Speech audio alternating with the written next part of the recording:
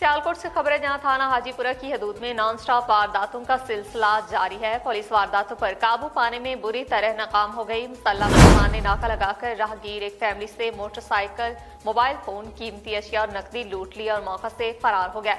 Police ने डाकुओं के खिलाफ मुकदमा तो दर्ज कर लिया, लेकिन 15 रोज गुजरने के बावजूद मुलजिम गिरफ्तार न किया जा सका। बढ़ती वारदातों पर शहरी अदम तहफ़्फ़ुज़ का शिकार हो गया। शहरी ने वज़ीर आला और मुतल्लिक़ अफसरान से नोटिस लेने का मुतालबा किया है। मज़ीद इस पर बात कर लेते हैं मेरे चीफ सियालकोट में शाहजहान से। जी शाहजहान, बताएगा इस वारदात के बारे में। जी बिल्कुल, सियालकोट में डाकू राज बरकरार है। पुलिस डाकुओं को गिरफ्तार करने में बुरी तरह से नाकाम हो चुकी है।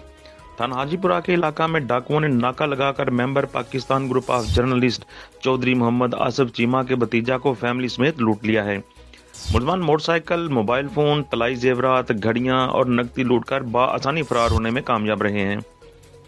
मुतासरा शहरी की दरख्वास्त पर पुलिस ने डाकुओं के खिलाफ मुकदमा तो दर्ज कर लिया है, लेकिन 15 रोज गुजरने के बावजूद पुलिस मुलजमान गिरफ्तार ना कर सकी है।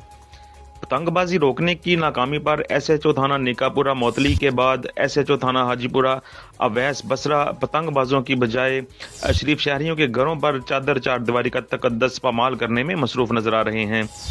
बढ़ती हुई वारदातों पर शहरी अदम तहफ़्फ़ुज़ का शिकार हो चुके हैं। बढ़ती वारदातों पर शहरियों ने वज़ीर आला पंजाब और मुतल्लिक़ा अफसरान से नोटिस लेने का मुतालबा किया है। जी बहुत शुक्रिया शाहजहान, आप हमें तफसीलात देते थे। सियालकोट